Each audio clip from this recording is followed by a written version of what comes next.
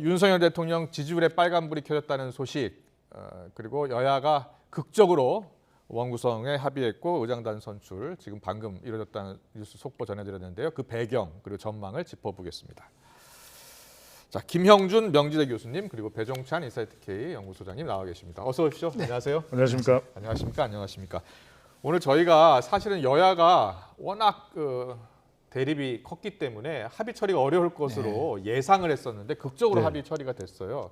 그래서 일단 저희는 사실 처음에 윤 대통령 국정 지지율을 놓고 이야기를 좀 하려고 했는데 일단 여야가 합의 처리했고 김진표 의장이 선출된 만큼 의장 선출 잠깐 이야기하고 국정 지지율 이야기하겠습니다. 여야가 극적으로 합의 처리를 했는데 김형준 교수님 합의 처리가 될 것으로 혹시 예상하셨어요?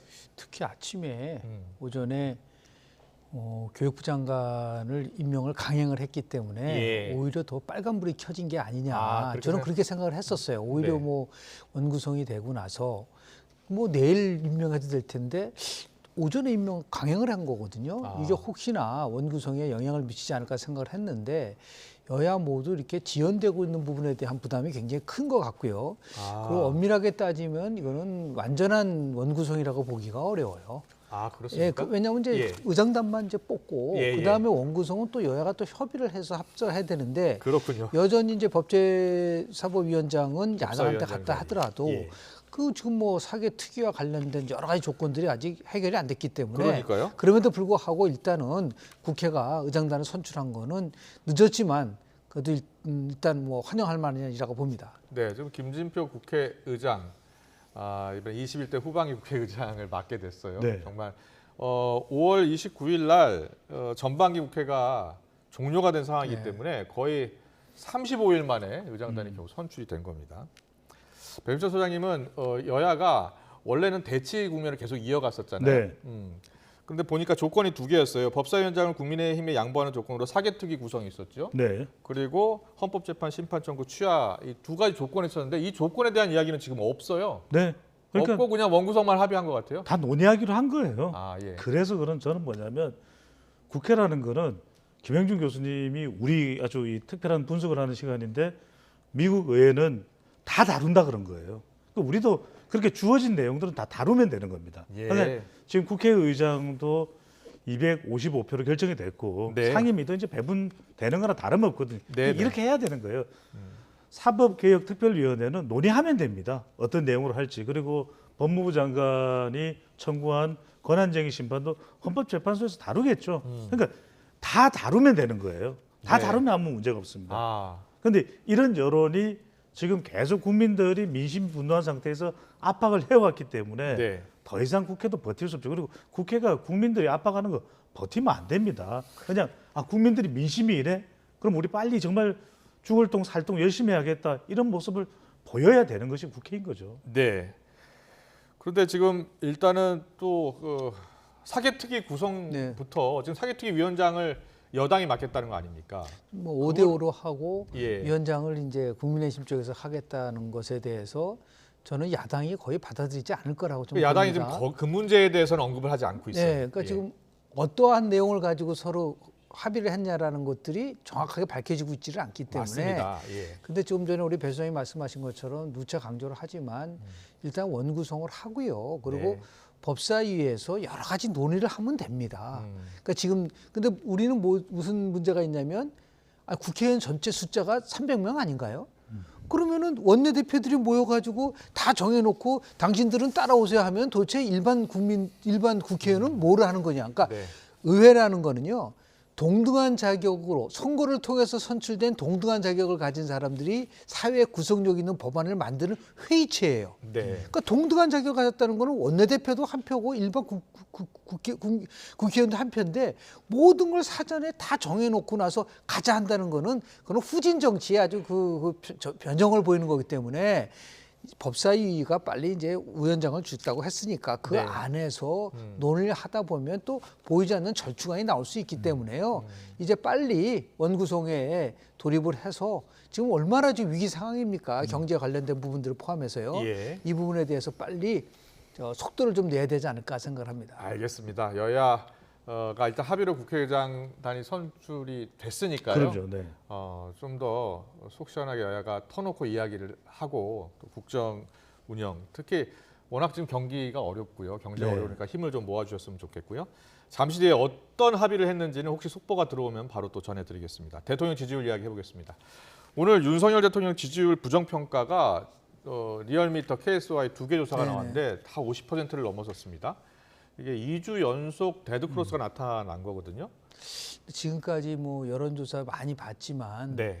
이번 상황은 크게 과거와는 다른 세 가지가 있어요. 아, 첫 세 번째는 가지요? 뭐냐면 아니, 대통령 새 정부 출범은 지금 55일 됐거든요. 아, 55일. 50일 만에 데드 크로스가 일어난다는 거는 지금까지 본 적은 저는 없습니다. 네. 두 번째는 뭐냐면 통상 대통령이요 해외에서 그 다자 외교를 한다든지 특정한 국가를 방문하고 한다고 하면은 네. 지지율이 상승을 해요. 아, 근데 지금 다른 것도 아니고 나토 정상회의에 참석을 하셔서 나름대로 다자 외교를 했는데도 불구하고 지지율이 떨어졌다는 거. 그러니까요. 이게 예. 이례적이잖아요. 세 번째는 이제 경제가 어려우면은 사람들이 야 이거 뭔가 그래도 정부한테 힘을 좀 실어주자라고 하는 코로나 위기가 나왔을 때 정부한테 힘을 실어주는 비슷한 이 세 가지가 모두 다 무너졌다는 겁니다. 그래서 이게 위험하다는 겁니다. 그렇군요. 그래서 이 부분에 대한 거를 아예 뭐 여론조사는 의미가 없는 거라고 대통령은 얘기했지만 절대 그렇지 않다. 왜냐하면 네. 예, 예. 대통령이 지난 대선 때 48.6%의 득표를 했는데요. 아. 지금 리얼미터에서 44.4면은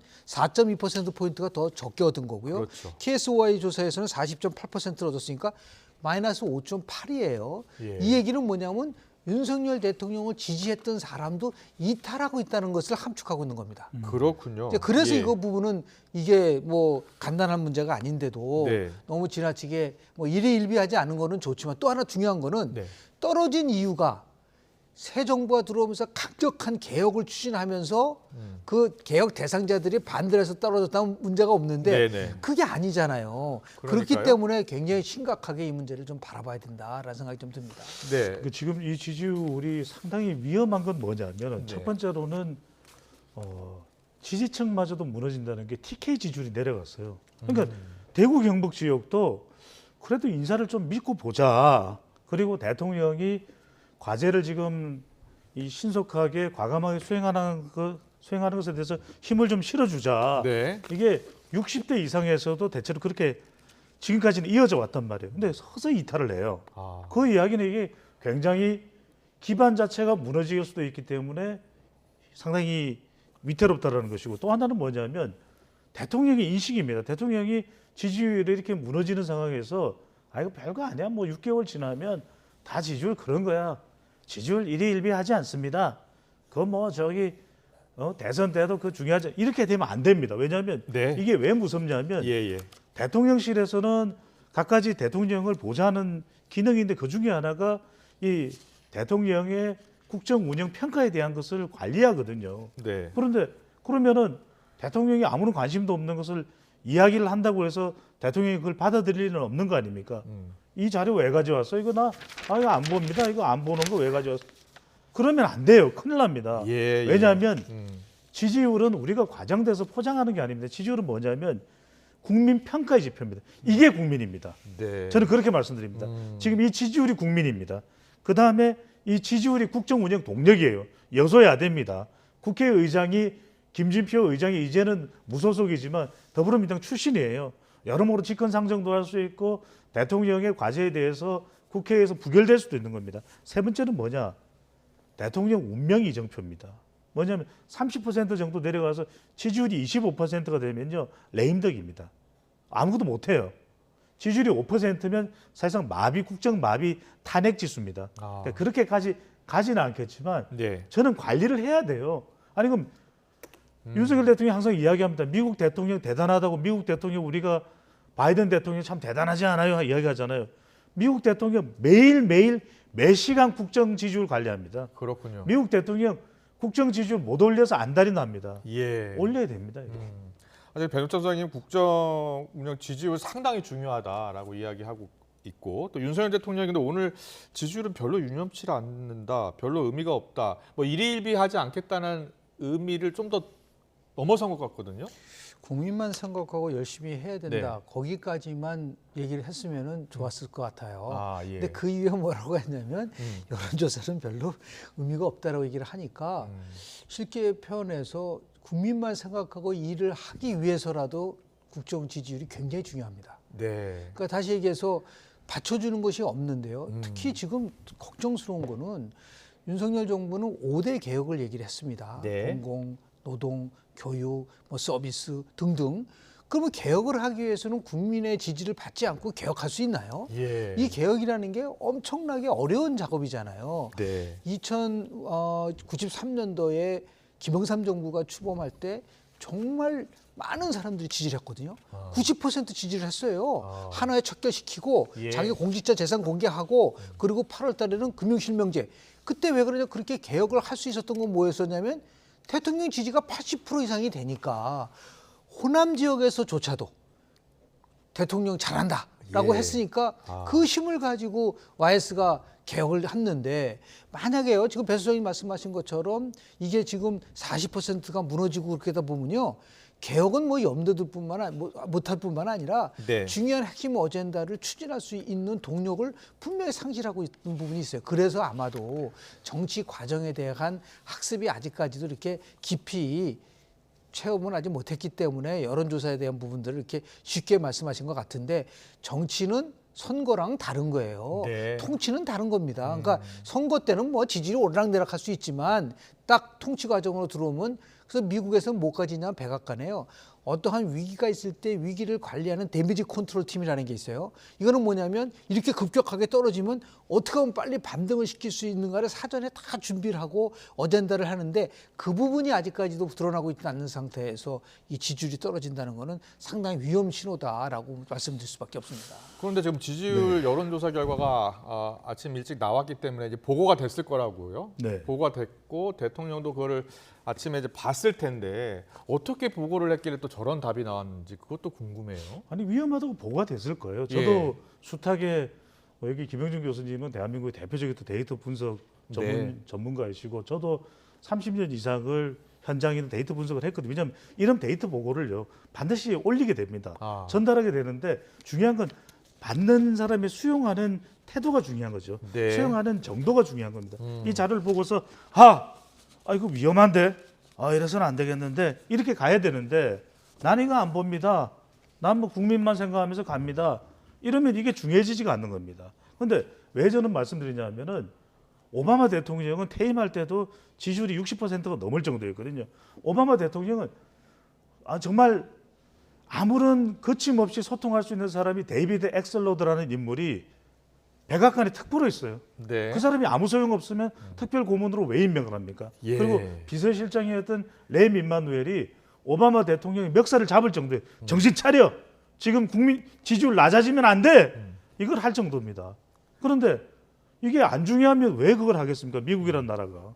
어떻게 보고를 했는지는 사실 저희가 확인을 할 수가 없어서 네. 예, 보통 이제 말씀하신 대로 굉장히 위험 신호다 이렇게 보고가 됐는지 국정 상황실을 통해서 보고가 됐을 예. 거예요. 네. 뭐 아니면은 뭐 대통령께서 오늘 아침에 한 이야기처럼 뭐 별로 유념치 않다 큰 의미는 없으니까 국민만 보고 달려가면 된다라고 보고를 했는지 그건 잘 확인이 안 되니까요.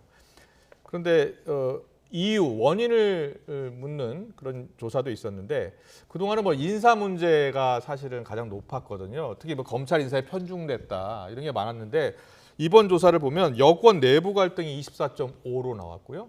물론 지금 경제가 어려우니까 공무원과 경제대책 미흡도 21.4가 나왔고 주요 정책 혼선도 계속 나오고 있습니다. 15.6. 그리고 이전 정부 의혹 제기 보복 수사 논란이 15.4로 나왔고요. 여권 내부 갈등 확실히 이준석 대표 문제인 것 같아요.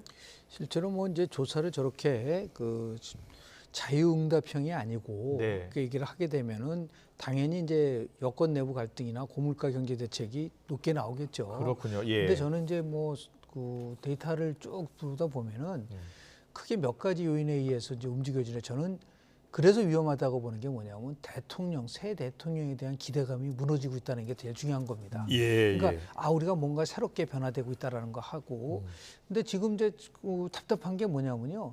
정권이 교체됐는데 그 정권이 교체됐다는 것에 대한 차별감을 새로움이 전혀 없어요. 그러니까 지금 국회도 저렇죠. 네. 저 정당도 그렇죠. 그리고 모든 것들이 과거에 정부의 잘못한 부분들이 바뀌어 나가서 특히 윤석열 대통령은 뭐 도덕성과 관련돼서 이전 정부와는 우리가 훨씬 좋다고 얘기를 하고 있지만 그런데 인사 문제 때문에 또 낙마하는 사람들이 나오잖아요. 네. 그래서 지금 이제 이 지지율을 떨어지는 것만 얘기를 하는데 거꾸로 얘기하면 올릴 수 있는 거를 모르기 때문에 떨어진 거 아닌가요? 어떻게 하면 올릴 수 있는 뭐 건가요? 여러 가지가 있죠. 예. 제가 만약에 조언한다고 한다면 대통령이 노스탬핑이라 해서 그때 현안 얘기하는 게 아니라 지금쯤이면은 기자간담회를 해야 됩니다. 아. 제가 이렇게 이 상황이 이렇게 엄중하고 네. 우리 정부는 이런 걸 준비를 하고 있고 정말 어렵지만 열심히 한번 해보겠다라는 것들. 그리고 더 나가서 이렇게 하기 위해서는 여당 혼자서는 할 수 없습니다. 야당과 같이 해야 되기 때문에 야당 대표를 만나겠습니다. 만나서 현재 상황을 어떻게 극복할 것이냐를 지혜를 모으겠다. 예. 그리고 더 중요한 거는 여야가 따로 없다. 외교 문제와 관련돼서 초당적인 문제와 관련돼서 이번 나토 정상회담에서 제가 많은 그 해외 수뇌부를 만났는데 무슨 말을 했는지 내가 직접 야당 대표에게 설명하겠다. 그렇네요. 뭐 이렇게 예. 하면서 국민들에게 지금 굉장히 어렵고 물가도 올라가고 지금 가장 큰 문제는 이 지금 물가가 올라가면서 또 중요한 거는 금리가 막 올라가니까 그렇죠. 금리 현재 때문에 오는 불안감들이 있거든요. 이거는 정부가 어떤 정책을 써서라도 나름대로 조정할 수 있겠다라고 하는 그런 증거를 자꾸만 보여줘야 돼요. 네. 그거를 아주 굉장히 공식적인 걸 통해서 한다고 한다면 그래서 미국의 대통령을 연구한 학자들이 주장하는 거는 뭐냐면 대통령의 힘은 바로 설득에서 나오는 거다. 네. 그러니까 지금 설득을 못 하고 있기 때문에 대통령 보면 아까 보면 정책 혼선도 나오고 그러지 않습니까? 네. 이런 모든 것들이 지금 국민들이 대통령에 대해서 기대하고 있었던 것이 서서히 무너지고 있는 것이라고 본다면 빨리 이거를 극복할 수 있는 용단을 좀 내려야 되지 않을까라는 생각을 합니다. 지지율을 15% 이상 더 끌어올릴 수 있는 방법이 있어요. 어떤 겁니까? 그러니까 교수님 예. 말씀하신 그 방법도 아주 훌륭한 방법이고요. 네. 또 하나는 뭐냐면 결국 지지율이 높을 때 누가 지지하느냐, 그리고 어떤 것을 원할 때 지지율이 올라가느냐, 어떤 예. 모습일 때 올라가느냐, 이걸 생각하면 되는 것이거든요. 네. 결국 스타일의 문제입니다. 아. 지금 우리 아까 그 보여드렸던 예. 대통령을 부정평가하는 이유를 한 번만 더 보여주시면 좋을 것 같아요. 그래서 많은 분들이 경제 때문이다, 인사 때문이다, 뭐 이런 이야기들 많이 하시는데 잘 보십시오. 자, 여기서 지금 윤석열 대통령이 뭔가 원인을 급격히 제공을 했거나 또는 당장에 윤석열 대통령이 해결할 수 있는 만한 게 별로 없어요. 왜냐하면 경제는 지금 기름값을 윤석열 대통령이 펑펑 써서 올렸나요? 네. 아니잖아요. 그 이야기는 뭐냐? 저런 현안들과 뭉뚱그려서 바로 스타일입니다. 대통령의 스타일이 바뀌어야 돼요. 네. 대통령의 스타일이 그 이미지거든요. 통큰 이미지, 통큰 스타일. 이럴 때 보통 임기 초반이나 또 어떤 이슈에 대해서 강력하게 드라이브가 걸려서 온 국민들이 잘한다 뭐 경제가 됐든 남북 관계가 됐든 그때의 태도거든요. 네. 대통령의 모습. 그럴 때 2030 세대에서도 지지율이 푹 올라가고 여성에서도 올라가고 무당층 중도층 특히 서울 지역에서 이렇게 부동산 이야기 아직까지 들려오는 소식이 없잖아요. 네. 그래도 대통령의 그 스타일 모습만 보고 나 믿어요. 나 지금 다 경제 어렵죠. 내가 현장 돌아다니면서 어떻게든 해낼 거예요. 이렇게 이야기하는 그 불안감을 해소시켜주는 대통령의 모습 속에서 국민들이 반응하는 거죠. 알겠습니다. 자, 윤석열 대통령 지지율까지 살펴봤는데요. 지금 지지율 하락 요인 중에 하나가 이제 그 당내 갈등이었는데 당내 갈등 중에 주인공이죠. 이준석 대표. 이준석 대표는 뭐 국정 지지율 하락 관련해서 물어보니까 20일 안에 해결할 수 있다 이런 말까지 했는데 이준석 대표는 이제 앞으로 사흘 남았습니다. 7일 있을 윤리위원회의 결정이 가장 주목되는 상황인데 이와 관련해서 당내에서 여러 가지 의견이 있습니다만 하태경 의원은 라디오 인터뷰에서 이렇게 이야기를 했습니다. 자, 이야기 듣고 오겠습니다. 부당한 징계 근거가 없다면 예. 상당한 동요가 있을 수밖에 없고요. 예. 최대 공신이거든요. 기본적으로 이제 신상 필벌에 이 상을 받아야 될 사람입니다. 이렇게 되면 누가 대선 같은데 적극적으로 나서서 열심히 하겠습니까? 내가 대선 끝나면 또 날라가고 공격받는다. 이거 재심 신청할 거라고 봅니다. 재심 신청. 일단 이제 그 뭐 절차는 우리 그건 있겠지만. 절차 그대로 예. 따르고 예. 또 이제 의총이나 그 최고위에서도 좀 논란이 있겠죠. 근데 그 윤리 결정이 근거가 아직 굉장히 부실하다 그러면은 요즘 뭐 다 투명하기 때문에 아마 여론의 문매를 맞을 겁니다. 네, 이제 하태경 의원은 이제 이준석 대표를 이제 지지하는 입장에서 한 이야기인데, 그러니까 이준석 대표를 지지하는 의원들은 저렇게 공개적으로 이야기하는 의원들이 있는데, 또 지지하지 않는 의원들은 항상 익명으로 이야기를 하고 있는 것 같더라고요. 자, 이제 얼마 남지 않았습니다, 이준석 대표. 네. 예. 뭐 7월 7일이니까 이제 네, 이제 사흘 남았습니다. 사흘 남았지 않습니까? 예. 결론이 내려지겠죠. 그런데 두 가지 면에서 조금 우리가 좀 봐야 될 부분들이 있는데요. 네. 하나는 당이 저렇게 혼란하고 갈등을 이루는데 대통령은 저는 당무와 관련돼서는 관여하지 그렇게 않겠다. 실은 원래대로 하면 나토 정상회담 떠나기 전에 이 문제를 어느 정도 여당 대표 포함해서 최고위원들을 모아서 지금은 힘을 뭉쳐야 될 때다. 어떤 결과가 나오더라도 그런 것들에 대한 것들을 보여줬어야 되는데 그렇지 않았거든요. 그러다가 이제 이준석 비서실장이 친윤이라고 하는 분이 사표를 내니까 이게 고립무원에 빠진 게 아니냐라는 얘기가 윤심이 나오죠. 실렸다 네, 실렸다 그랬었죠. 그런데요. 실은 저런 식으로 방송에 나와서 윤리가 어떤 결정을 내리기 전에 뭐 중립성을 지켜라 아니면 뭐 징계하면 안 된다 저런 식으로 접근하는 거는 저는 좋지 않다고 봅니다. 윤리는 독립적인 기구니까요. 그렇습니다. 그런데 예. 거기다 대놓고 뭐 마치 징계를 안 하면은 괜찮은 거고 하면은 문제가 있다 이런 식 더 나가서 아니 뭘 들어서 이준석 대표가 최대 공신이라고 하는데 최대 공신은 윤석열 후보를 지지한 사람이 최대 공신이지 무슨 이준석이가 또 대표가 이준석 대표 때문에 질 뻔했다는 사람들이 많아요. 네. 0.73 원래 크게 이겼어야 되는데도 불구하고 그런 것들도 있다라는 여론을 감지한다면 무조건 저런 식으로 옹호하고 저게 지금 민주당으로 들어가면 무조건 이재명 옹호하는 측이 있잖아요. 네. 그걸 친명측이라고 하고 여기는 친이측이라고 하고 그래서 오죽하면 한 칼럼에서는 그러잖아요. 이준석 당대표, 이재명 당대표 하려는 사람 다 물러나야지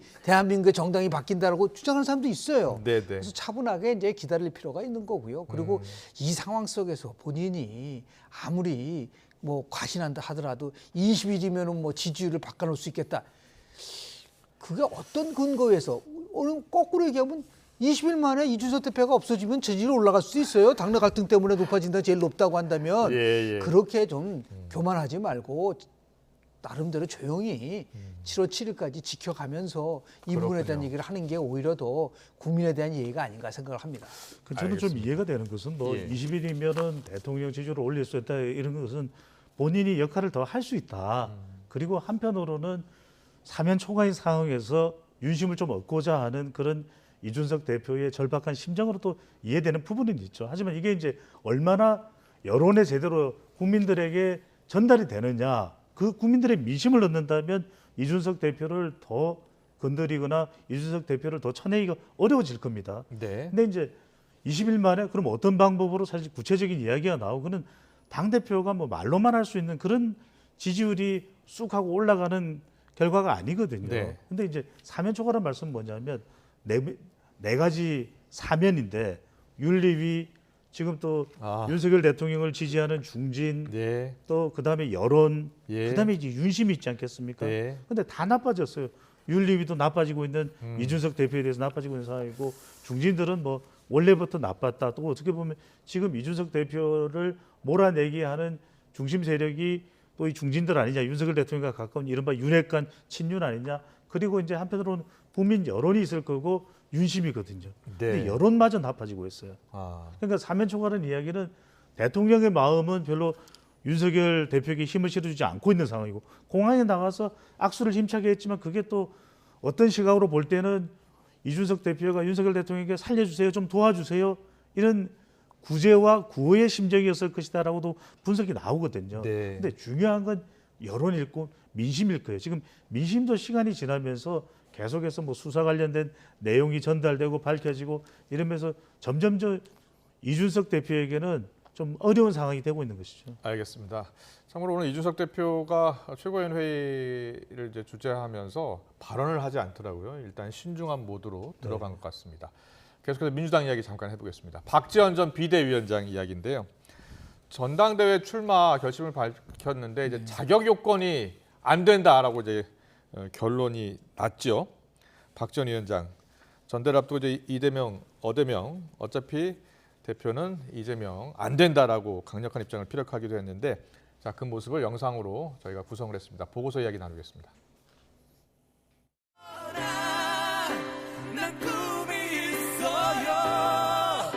그 꿈을 믿어요. 나를 지켜. 그동안 이 정치권에서 청년이라고 하면은 정말 소모품으로 이제 사용되고 버려지는 경우가 많았는데 이제 이분들 청년들 정말 다수가 나갔으면 좋겠다, 전당대회에 출마했으면 좋겠다라고 이제 강력하게 말씀을 하시더라고요. 예. 그러니까 저라도 이 안에서 버텨내는 것을 보여드리면 다른 청년들에게 귀감이 될 수 있겠구나 이렇게 조금 생각을 했고요.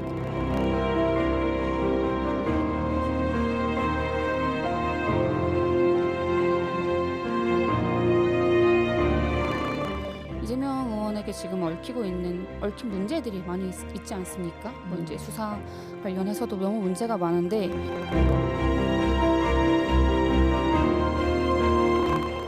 이제 586 세대보다 이제 5060 세대보다 나이가 뭐 한 10살 가량 어린 것 외에는 무엇이 다른가라고 조금 질문을 드리고 싶더라고요. 들어서만 가는데 안 되나요?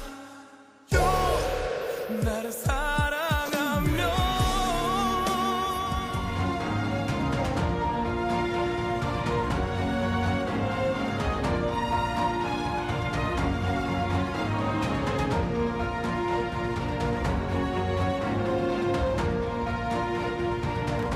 박지원 전 비대위원장이 소중한 더불어민주당의 인재이지만 예외를 인정할 불가피한 사유를 발견하지 못했다고 판단하였습니다. 어려운 일이 훨씬 많지만 또 보람을 보고 희망을 보고 좀 또박또박 꿋꿋하게 가야 되지 않을까.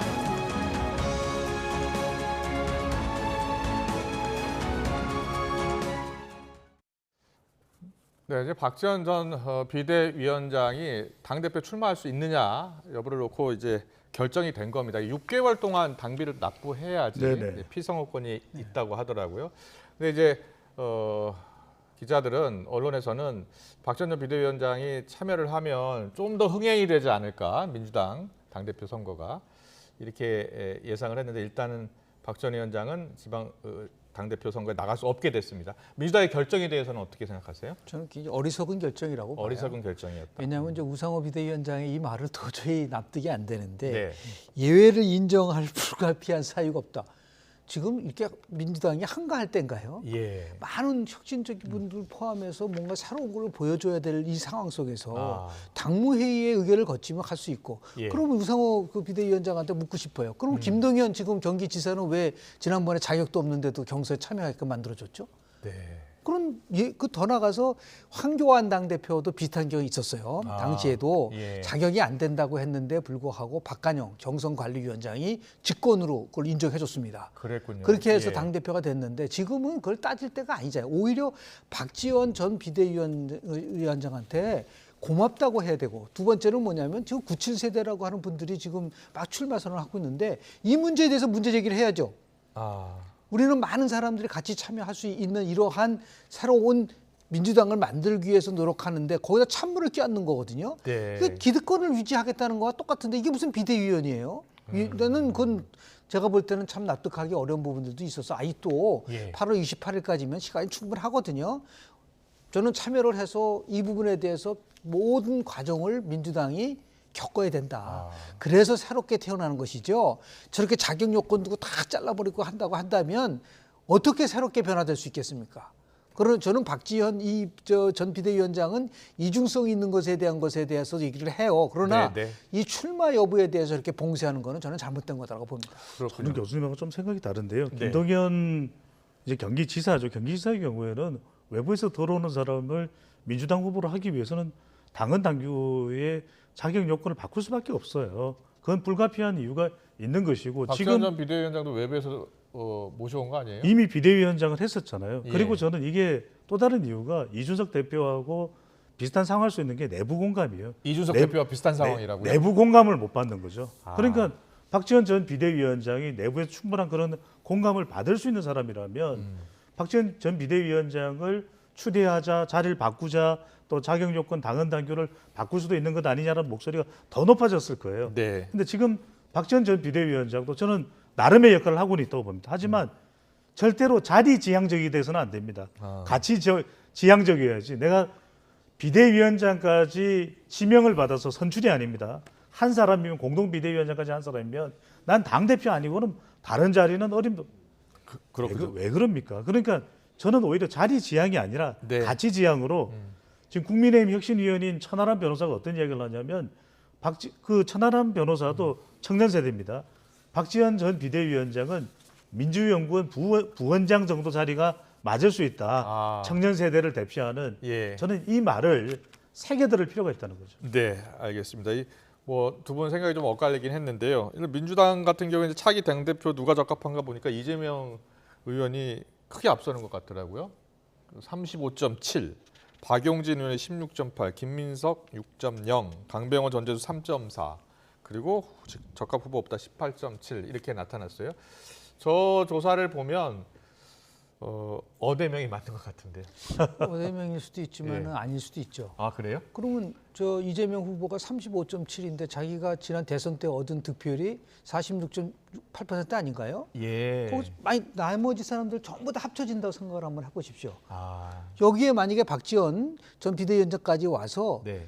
그 여러분이 해서 반 이재명 전선이 만들어진다고 한다면 네. 저거는 꼭 이재명으로 간다는 보장이 없어요. 그렇군요. 예, 그래서 지금 예. 초창이기 때문에 그래서 저런 부분들을 보면은 아직까지는 이재명 당대표에 대한 부분보다도 이재명이라는 분이 가장 많이 지금 알려져 있다는 거예요. 네. 그러니까 인지도 성격도 굉장히 강할 수밖에 없는 부분들도 있고요. 그렇게 그래서 보시는군요. 예. 오히려 이런 어떠한 형태든 간에 그 다양성과 그리고 역동성과 이런 거를 당대표 형성 과정 속에서 보여주지 않으면 결국은 민주당이 어려움에 봉착될 수도 있다. 그런 생각을 하고 있습니다. 전체 응답자거든요. 저는 더불어민주당 지지층에서는 무려 72.7%가 이재명이에요. 아, 그랬군요. 그러니까 예. 더불어민주당 지지층 내에서는 이재명 가라는 이거예요. 네. 그러니까 이 메시지는 이재명 의원이 직전 대선 후보였고 누가 지금 대체할 수 있는 인물이 없습니다. 그러니까 더불어민주당 지지층에서 그게 뭐 개딸이니 양아니 이런 차원을 떠나서 이재명 의원이 그래 해봐라. 당대표가 돼서 공천권도 행사하고 2027년 대선까지 갈 수 있을지 없을지는 해봐라. 그리고 2024년 총선의 평가를 받아라. 이런 메시지로 보입니다. 알겠습니다. 오늘 정치권 이슈 분석 잘 들었습니다. 지금까지 배종찬 인사이트K 연구소장 김영준 명지대 교수와 함께했습니다. 잘 들었습니다. 감사합니다. 고맙습니다. 고맙습니다.